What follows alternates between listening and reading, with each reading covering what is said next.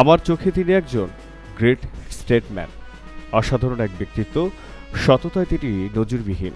মাথার চুল থেকে পায়ের নখ পর্যন্ত সৎ মানুষ। আবার ৮২ বছরের জীবনে এমন সৎ মানুষের সাক্ষাৎ কখনো পায়নি। তাকে নির্দ্বিধায় বলবো ওয়ার্কহোলিক বা কাজ পাগল একজন মানুষ ছিলেন। বছরের ৩৬৫ দিনেই তিনি কাজ করতেন। রাতে ৪ ঘন্টার বেশি ঘুমাতেন না। তার অনেক কাজই ছিল অসাধারণ। হ্যাঁ, আমি রাষ্ট্রপতি জিয়াউর রহমানের কথা বলছি। প্রিয় দর্শক, এতক্ষণ শুনেছেন খ্যাতিমান সংবাদ পাঠক ও প্রখ্যাত গণমাধ্যম ব্যক্তিত্ব কাফি খানের বলা কথা। স্বাধীনতার আগে ও পরে বহু বছর তিনি ভয়েস অব আমেরিকায় কাজ করেছেন, খবরও পড়েছেন। দেশের রেডিও টেলিভিশনের খবর পড়ার ক্ষেত্রেও তিনি পরিচিত মুখ ও কণ্ঠ ছিলেন। রাষ্ট্রপতি জিয়াউর রহমানের প্রেস সচিব হিসেবে ১৯৭৭ সালের ডিসেম্বর থেকে ১৯৮১ সালের মে মাস পর্যন্ত ৩.৫ বছর তিনি তার সান্নিধ্যে থেকেছেন। তার কাজ দেখেছেন খুব কাছ থেকে। সূর্যকন্যা সীমানা পেরিয়ে বেশ কয়েকটি চলচ্চিত্রে তিনি অভিনয় করেছেন। বহুমুখী প্রতিভার সুদর্শন কাফি খান লেখালেখিও করেছেন। পরিবার পরিজন নিয়ে ওয়াশিংটনে থাকা অবস্থায় ২০২১ সালে তিনি মারা যান। প্রিয় দর্শক, তার জবানিতে শুনুন জিয়াউর রহমানের সততা, মিতব্যয়িতা সহ নানা বিরল গুণের কথা। জিয়াউর রহমান অসাধারণ একজন মানুষ ছিলেন। এমন একজন মানুষ যার কাছে গেলে মনে হয় তিনি খুব কাছের মানুষ। আবার এমন ব্যক্তিত্ব সম্পন্ন একেবারে কাছে যেতেও ভয় ভয় হয়। বয়স যতই হোক, ওই সময় তার বয়স আর কতই বা ছিল, ৪১ বছর। তার দিকে উঁচু দৃষ্টিতেই তাকাতে হতো। আমার কয়েক বছরের অভিজ্ঞতায় বলতে পারি, তার যে গুণাবলী আমি দেখেছি, এক কথায় অতুলনীয়। তার কাজগুলো এখনো আমার চোখে ভাসে। প্রকৃতি, দেশপ্রেমিক একজন মানুষ ছিলেন তিনি। দেশকে ভালোবাসা, দেশের জন্য কাজ করা, স্বজনপ্রীতিকে প্রশ্রয় না দেওয়া, মানুষকে আপন করে নেওয়া, দিনরাত কাজ করা, সততার সঙ্গে দেশ পরিচালনা করা, বিদেশে বাংলাদেশের ভাবমূর্তিকে উজ্জ্বল করা, দূরদর্শিতা, রাজনৈতিক প্রজ্ঞা, এসব গুণ তখন আমাকে মুগ্ধই করেনি। মনে হয়েছে বাংলাদেশে তার মতো যদি এমন আরও কয়েকজন মানুষ পাওয়া যেত, তাহলে দেশের চেহারাটাই পাল্টে দেয়া যেত। জিয়ার সততার তো তুলনাই হয় না। তিনি যে বেতন পেতেন তা আর কত, ৩ থেকে ৪ হাজার টাকার মতো। আমি নিজে তার বেতনের কাগজ দেখেছি। সেখান থেকে তিনি ১৫০ টাকা রাষ্ট্রপতির রিলিফ ফান্ডে জমা দিতেন। বাকি টাকা দিয়ে সংসার চালাতেন। তার সততার আরেকটি দৃষ্টান্ত শুনুন। তার ছেলে Arafat Rahman cocoa Dhaka residential model স্কুলে পড়ত। এই স্কুলের প্রিন্সিপাল আমার পরিচিত। তার কাছে শুনেছি কোকো তার কাছে পড়তে আসত। তার পায়ে ছিল ছেঁড়া জুতা।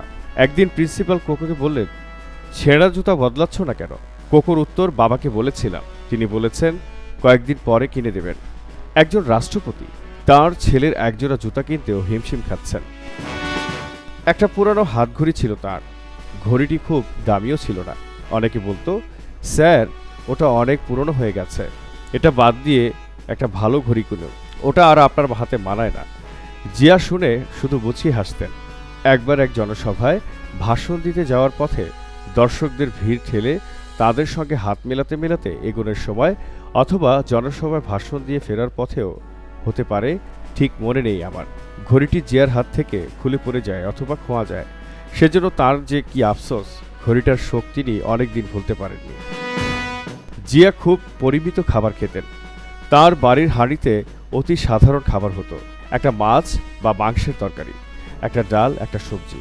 মন্ত্রীদের দেখেছি তার বাসায় খেতে বললে রাজি হতেন না, কারণ এতটুকু খেয়ে তো তাদের পোষাবে না। রাষ্ট্রপতি জিয়া বলতেন, এর বেশি তো এফোর্ড করতে পারি না। ঢাকার বাইরে গেলে ডিসিরা খাবারের আয়োজন করতেন। সেখানেও করার নির্দেশ ছিল একটা ভাজি, একটা ডাল, একটা মাছ বা মাংস, এর বেশি খাবার করা যাবে না। স্বজনপ্রীতি শব্দটা রাষ্ট্রপতি জিয়ার অভিধানে ছিল না। দুর্নীতি সংক্রান্ত কোনো কাজকে তিনি কখনো প্রশ্রয় দেননি। রাষ্ট্রপতির মতো এত বড় একটি পদে থেকেও তিনি অতি সাধারণ জীবনযাপন করতেন। নিজের পরিবারের জন্য তিনি কিছুই করেননি। নিজের জন্য তো করেনইনি। আত্মীয় স্বজনে কেউ কোনো তদবিরের জন্য বঙ্গভবনে বা বাসভবনে সাক্ষাৎ করতে আসবেন, সেটা ছিল অকল্পনীয় ব্যাপার। তেমন সাহস কারও ছিল না। অসৎ কাউকে তিনি তার কাছে ঘেঁষতে দিতেন না। দুর্নীতিকে প্রশ্রয় না দেওয়ার আরেকটি উদাহরণ, রাষ্ট্রপতির নিরাপত্তা টিমে ছিলেন কর্নেল আনিস নামের একজন কর্মকর্তা। রাষ্ট্রপতি বিদেশে গেলে কর্নেল আনিস বিদেশ থেকে ইলেকট্রনিক পণ্য নিয়ে আসতেন। রাষ্ট্রপতির টিমে থাকার কারণে এগুলো বিমানবন্দরে চেকিং হতো না, ফলে ডিউটিও দিতে হতো না। কর্নেল আনিস এগুলো বাইরে বিক্রি করতেন। এই অভিযোগ রাষ্ট্রপতির জিয়ার কানে গেলে তিনি বিদেশ থেকে আসার সময় তার টিমের সব সদস্যের লাগেজ চেকিং করার নির্দেশ দিলেন। চেকিংয়ের পর কর্নেল আনিসের লাগেজে চোরাই ইলেকট্রনিক পণ্য পাওয়া গেল। সঙ্গে সঙ্গে তাকে চাকরি থেকে বরখাস্ত করা হলো। প্রেস সচিব হিসেবে বঙ্গভবনে আমার অফিস থাকলেও মাঝে মধ্যে আমাকে কাজের স্বার্থে রাষ্ট্রপতির বাসভবনে অফিস করতে হতো।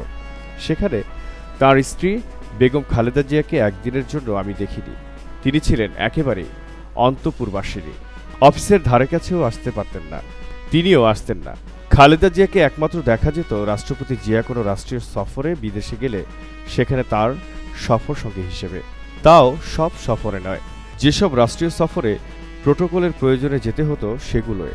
এছাড়া কোনো রাষ্ট্র বা সরকার প্রধান বাংলাদেশের সফরে এলে রাষ্ট্রীয় ভোজে খালেদা জিয়া অংশ নিতেন, সেটাও প্রোটোকলের স্বার্থে। আর 2 ঈদের নামাজ পড়ার পর বঙ্গভবনের রেওয়াজ অনুযায়ী অতিথিদের সঙ্গে শুভেচ্ছা বিনিময়ের জন্য তাকে আসতে হতো। বিভিন্ন রাষ্ট্রীয় সফরকালে প্রাপ্ত সব উপঢৌকন বা উপহার সামগ্রী রাষ্ট্রীয় সম্পত্তি বলে গণ্য করতেন জিয়াউর রহমান। যেসব তিনি বঙ্গভবনের তোষখানায় পাঠিয়ে দিতেন, এমনকি তার সহধর্মিণী বেগম খালেদা জিয়া যে অল্প কয়েকবার তার সফরসঙ্গী হন, তিনিও যেসব উপহার সামগ্রী পেয়েছেন তা ব্যবহার করতে পারেননি, তোষাখানায় জমা দিতে হয়েছে। এই লোকটাকে সৎ বলবো না তো কাকে বলবো?